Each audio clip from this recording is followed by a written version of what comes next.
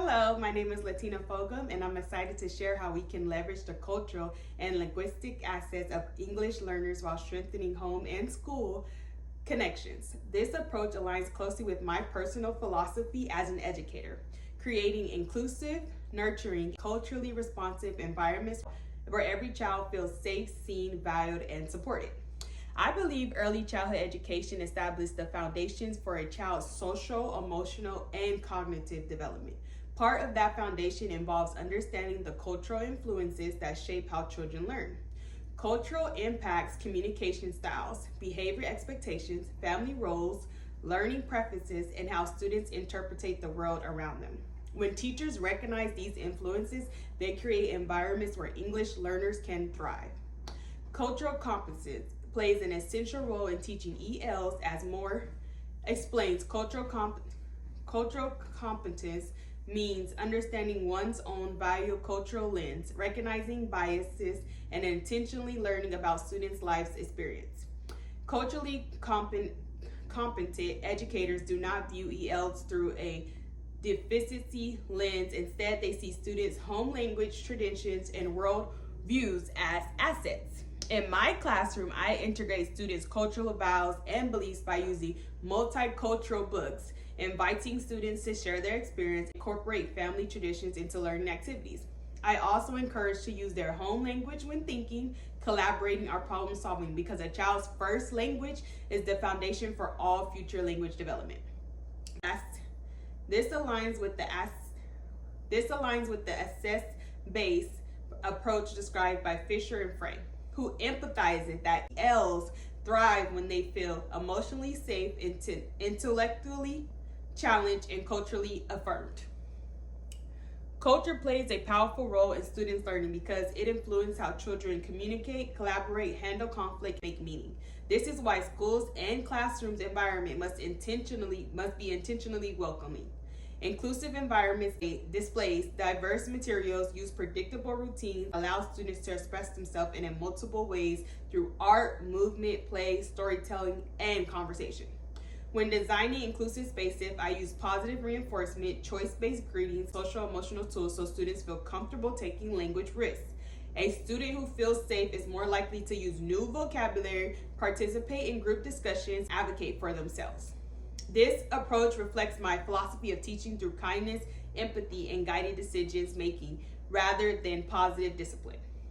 Some strategies I use to support and celebrate cultural diversity includes integrating global themes into lessons, celebrating culturally holidays from students' background, involving families to share stories, music, or traditions. I also leverage students' home language by labeling the classroom bilingually, encouraging translating, pairing EL with bilingual peers, and valuing linguistic diversity as a contribution and not a barrier.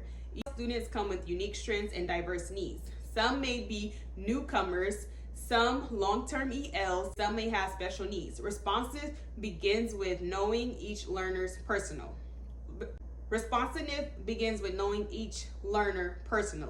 I consider their language proficiency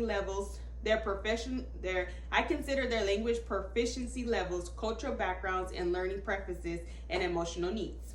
For students with special needs or neurodiversity, such as ADHD or autism, combine EL strategies with individual supports. My background working with children has taught me the importance of scheduled routines, visual supports, hands-on activities, and patient guidance. Meeting EL's social and emotional needs just as important as teaching vocabulary or grammar. Many ELs are navigating new environments, unfamiliar language, and culture adjustments. Creating a safe, emotional climate helps students gain confidence. I use morning meetings, emotional check-ins, role-play scenario, and real-life safety lessons to help students develop emotional literacy and self-regulations. Understanding students' cultural norms is essential when establishing routines and procedures. In some cultures, eye contact can be considered disrespectful, and others, collaborating with peers may feel unfamiliar. Be aware of these differences. I can set expectation with compassion and clarity.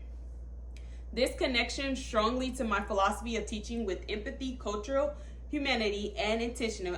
I want students to develop independence and critical thinking. So I provide opportunities to reflect on their choices, practice social interactions, and build communications skills using real world examples. Family and community practice, often called funds of knowledge, are powerful influences on language learning. These include family tradition, cultural vows, storytelling practices, home literacy habits, religious activities, and community roles. When teachers intentionally connect instruction to students' funds of knowledge, learning becomes more meaningful and relevant. Building strong family and school partnerships is one of my core beliefs. Families are a child's first teacher. When we collaborate, students experience consistency and support across environment. I communicate with families regularly through newsletters, two-way communication apps, meetings, and family events. I also encourage families to use their home language because maintaining a strong first language accelerates second language acquisitions. Effective family engagement practice for EL families include providing translated materials, offering flexible meeting times, avoiding educational jargons, and inviting families to share their cultures. Community engagement might include collaborating with cultural organizations, local leaders, or bilingual volunteers who support families and ensure school cultures. This aligns with my vision, creating a community-centered classroom where every family identity and experience are respected. And Green 2021 reminds us that self-reflection helps educators recognize bias and promotes fairness. And I consistently reflect to ensure I honor each family's cultural vows. In conclusion, my approach to supporting English learners is rooted in assess-based thinking, empathy, cultural responsiveness, and meaningful family partners. By honoring students' identities, using inclusive practices, and staying committed to personal growth, we create environments where all children, especially EL, can thrive academically, socially, and emotionally. Thank you for taking the time to listen.